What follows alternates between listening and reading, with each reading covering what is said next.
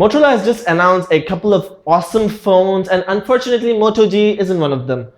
Because the Moto G is borderline average for the cost. There's no value for money in it. Because the earlier Moto G was actually pretty famous because there's a lot of value in it. I mean, you got a phone for 12,000 rupees or roughly $200 that did a lot of stuff pretty high-end phones used to do. But nowadays, the standards for high-end phones have been raised a lot. So Moto G doesn't really cut it. And here are the 5 things why.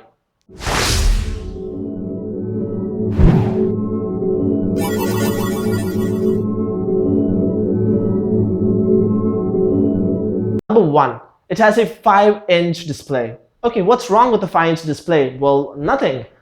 But the fact is that it uses a display that's very similar to what its predecessor used. And that's saying that it also costed 12,000 rupees in India. So that's not much of an upgrade if you ask me. Using the same fine 720p display is not really an upgrade. It's like you're using the same phone again. So that's a strict no-no if you'd ask me, because there are a lot of 1080p displays out there for the cost. So yeah, that's a definite no-no for me, and a lot of you would agree, because we've really turned into pixel peepers after these 1080p 2K displays and a storm of new technology offering a lot of crisp and sharp displays. So yeah, there you have it. First point would be the fact that it has a 720p display. Moving on. Number 2 would be the fact that 2GB RAM has become a standard nowadays, and on a device that costs roughly $200, I'd expect at least 2GB RAM. So that's a big no-no for me, because Motorola clearly has 2 different devices, one with the 8GB version that has 1GB RAM, and the other is the 2GB RAM version, which comes with around 16GB of memory. So the memory is not going to be a big issue, since you can always expand it using the micro SD card slot. But then again, the RAM is going to be a big issue if you're getting the 8GB variant.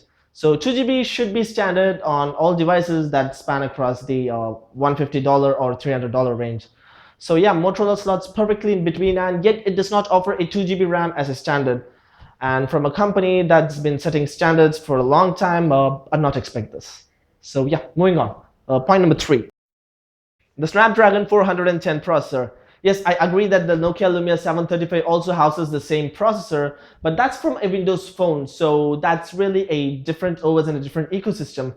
When you look into the Android ecosystem, the Snapdragon 400 or the 410 processors actually cost hardly around 8,000 rupees or $150 on the Android market. So that's a bit overpriced, I would say, or a bit too ambitious, because it doesn't really differ that much from the earlier Snapdragon 400 variant.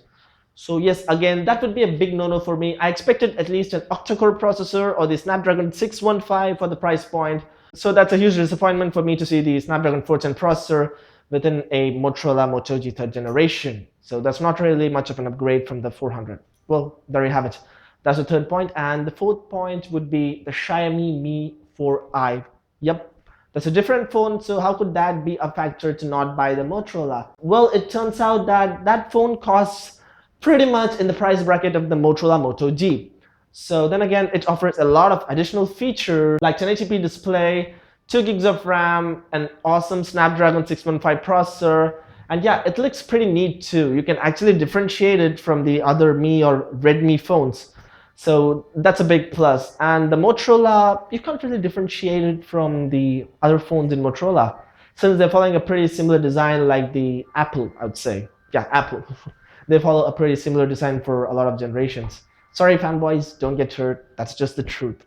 Anyways, moving on, point number 5. There are a ton of phones that have the same specifications as the Moto G and cost half of the Moto G's price. So that's a big factor to consider, even if you are vouching for the Motorola's fluid OS customizations and stuff. Still, when you're getting a phone that just costs around half the price and has all the features that the Moto G has, it's pretty likely to be a better phone because it offers a huge value for money ratio when compared to the Moto G. For example, you can buy phones like the Coolpad Dazen.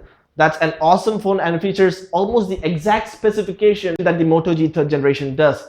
So there you have it, guys. These are the 5 main reasons why you shouldn't opt for the Moto G 3rd generation. There's also one more bonus reason for those of you who have a Moto G 2nd generation. Please do not upgrade. It's almost a similar phone with a bumped up front and back cameras. And of course, it has a 2GB RAM, but that costs you extra. So yeah, there's no reason to upgrade, and moreover, the 13 megapixel camera on the Motorola likely houses a similar sensor size of what the Moto G 2nd generation offers. So I'd say in that perspective, the 8 megapixels is actually better than the 13 megapixels.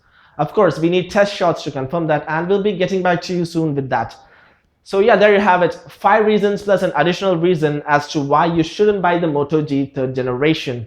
So anyways, if you like this video, please click on the like button down below and subscribe. That really helps. Thank you. I'll catch you in the next one.